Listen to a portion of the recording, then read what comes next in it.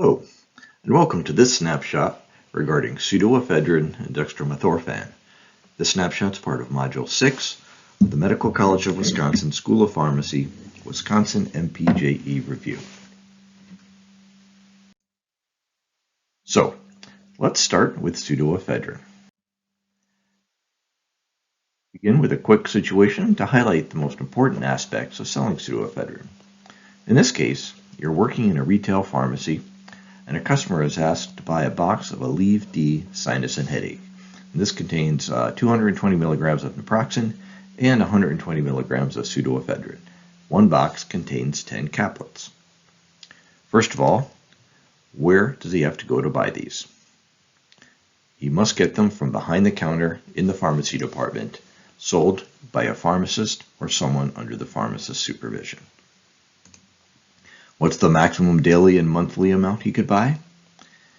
In Wisconsin, it's 3.6 grams a day or 7.5 grams monthly.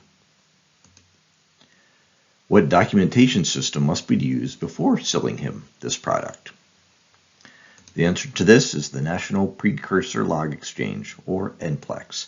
This electronic system must be used in all pseudoephedrine sales in Wisconsin. What must he show you before receiving the product? A photo ID. We'll talk a little bit more about photo IDs later on in the snapshot.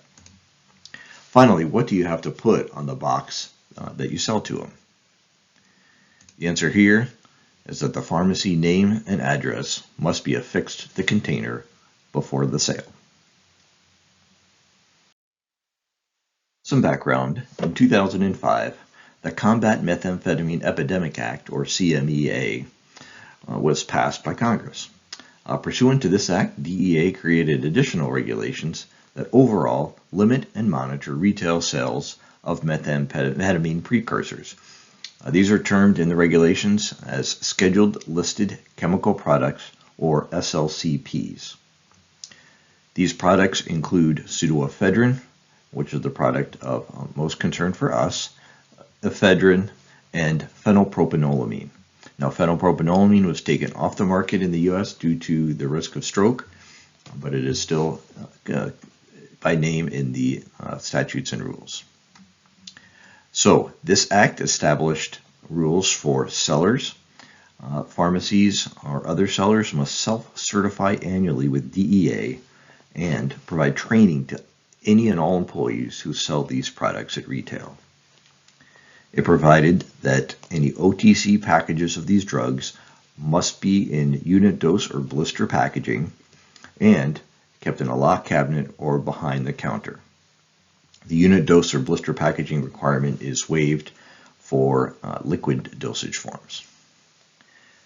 Federal laws provided for limits on the purchase amounts, including 3.6 grams per day or 9 grams per 30 days. And it required documentation of all sales, including a purchaser ID and a logbook that it must be kept by the pharmacy or seller. Note that Wisconsin statutes and rules supersede some of these, and we'll talk about what to do in Wisconsin here in the next few slides. It's important to note that in Wisconsin, pseudoephedrine is regulated as a Schedule V controlled substance. Now, this is the only Schedule V substance in Wisconsin that may be sold without a prescription. So recall, all other Schedule V drugs require a prescription, including medications and other drugs that may in other states be sold over the counter without a prescription. Pseudoephedrine must be included in the quarterly inspection, maintenance, and reconciliations that are required by our new FAR 8. However, they are no longer required to be included in the DEA biennial controlled substance inventory. Pseudoephedrine sales, since it's an over-the-counter drug, do not have to be submitted to PDMP. So again, a unique situation where you have a scheduled substance that does not have to be submitted to PDMP since it can be sold over the counter, and so it's not a monitored prescription drug. Wisconsin also defines, and we'll talk about this in an upcoming slide, a little bit more detail, a pseudoephedrine product, which includes all pseudoephedrine preparations except liquids and liquid-filled gel caps. Okay, so it's important to note that all Wisconsin pseudoephedrine requirements apply only to pseudoephedrine products, so they only apply to tablets, capsules, and not liquids. Other differences from federal requirements include a minimum age in Wisconsin, a lower monthly limit, and the electronic documentation of sale requirements. So we'll cover all of these here in just a moment. So a few ways in which Wisconsin differs from federal requirements relating to pseudoephedrine. In Wisconsin, pseudoephedrine sellers must be pharmacists or someone under the direction of a pharmacist, and buyers must be people at least 18 or over, so slightly different than federal. In addition, Wisconsin has a different limit to sale, so 3.6 grams per day. Actually, that's the same in federal and Wisconsin statutes. However, Wisconsin is stricter in regard to the monthly purchase limit, and this is 7.5 grams within the 30 days time period, okay, which is stricter than the 9 grams per 30 days required by federal regulation. Note that these limits don't include pseudoephedrine that is dispensed pursuant to a prescription. In addition, Wisconsin requires the NPLEX, or National Precursor Lock Exchange System, with each sale. Now, this is an electronic system in which the details of the sale are entered prior to the sale. The system will keep track of this in certain individuals' pseudoephedrine sales and will indicate whether to proceed or not according to its data. If the system generates a stop sale alert, pseudoephedrine may not be dispensed, and there is an exception for imminent bodily harm. So if someone is holding up a pharmacy for pseudoephedrine, then you won't be prosecuted for handing it over. The NPLEX also satisfied the federal logbook requirement for each sale. So the federal logbook requirement can be written or electronic, and since the NPLEX is an electronic logbook, so to speak, this does satisfy that federal requirement. Finally, all OTC Schedule 5 drugs that include pseudoephedrine must have the name and address of the selling establishment affixed to the container. So this is a little label on each container with the pharmacy name and address.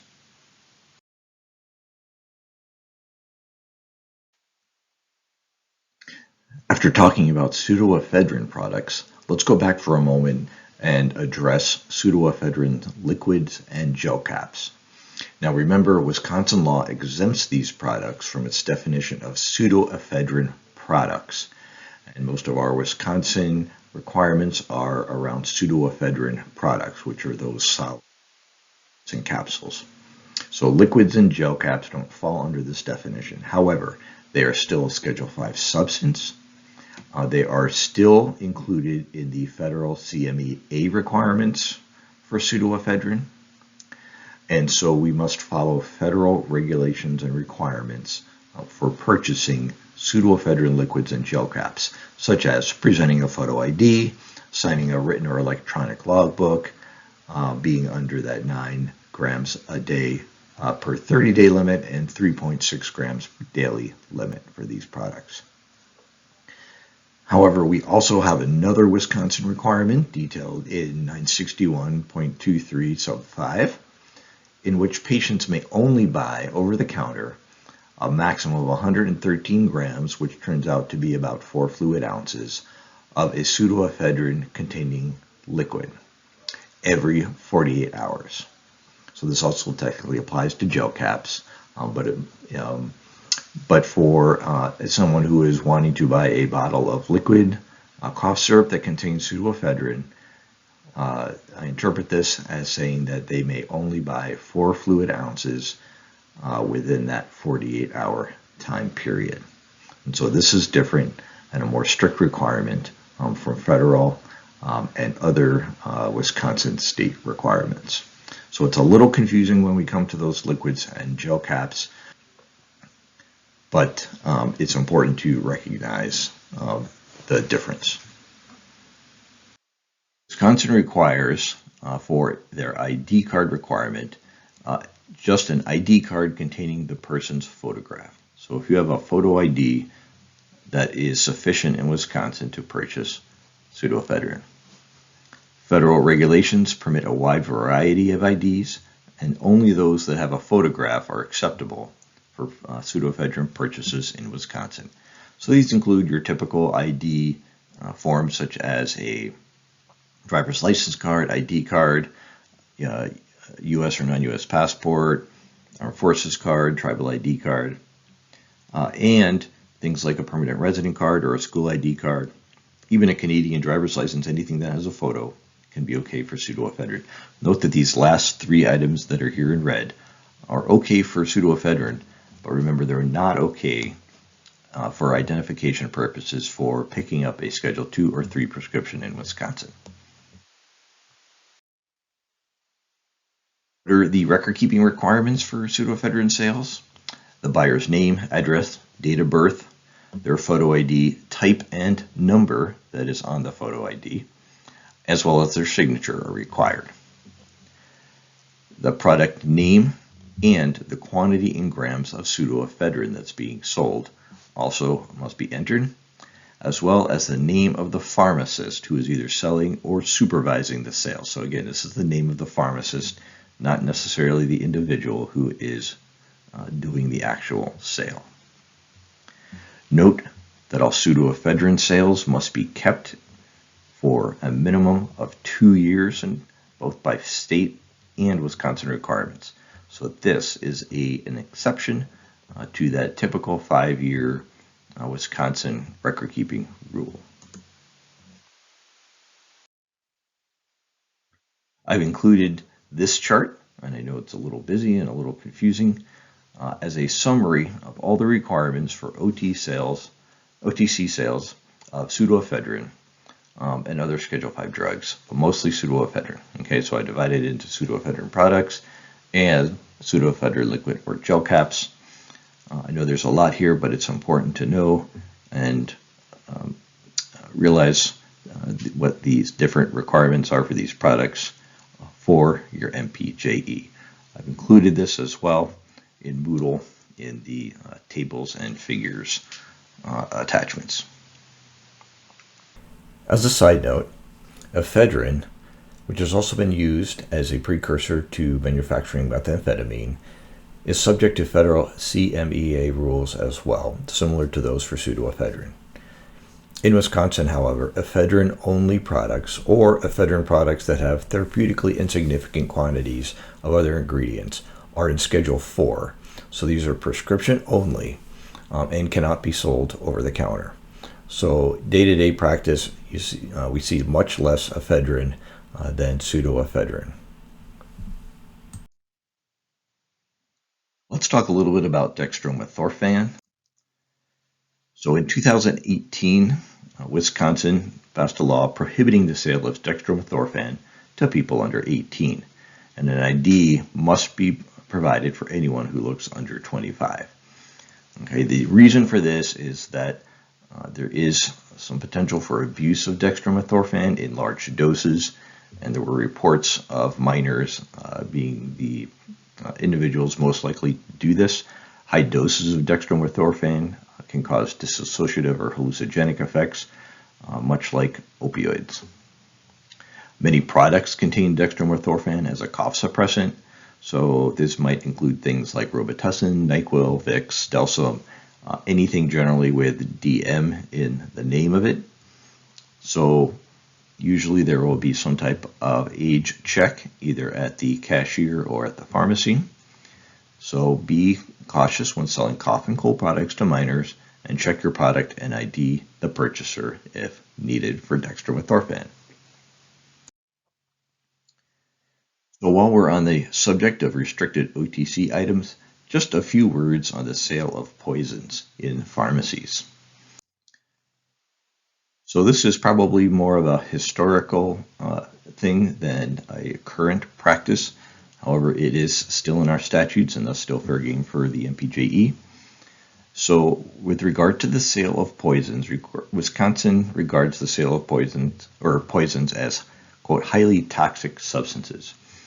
And although it doesn't give specific examples of what these are substances such as mercury, arsenic, cyanide, salts thereof, so substances that can be used in relatively small amounts to cause death. There are requirements for the sale of these poisons over the counter. So they can be dispensed on a prescription, but if they are being sold over the counter, there are sale and documentation requirements. The sale requirements include a label and some counseling of the purchaser. The label on any of these containers must have the name of the substance, the name and address of the seller, so typically the pharmacy, as well as the actual word poison on the label. A person selling poisons must ascertain that the purchaser knows about the poisonous nature of the substance, that they are intending to use it legally, and if they are under 18, have the written request or order of adult. Finally, there must be a logbook maintained for any sale of poisons, and this is maintained for 3 years, another exception to the typical 5-year record rule for Wisconsin. The logbook has requirements for the substance, including the name, quantity, the date sold, as well as the intended purpose of the poison. Purchaser information must be recorded, including name, address, and signature of the purchaser. And then finally, the seller signature must also be recorded for each sale. So be aware that the sale of poisons can legally occur, but there are requirements for labeling, counseling, and documentation.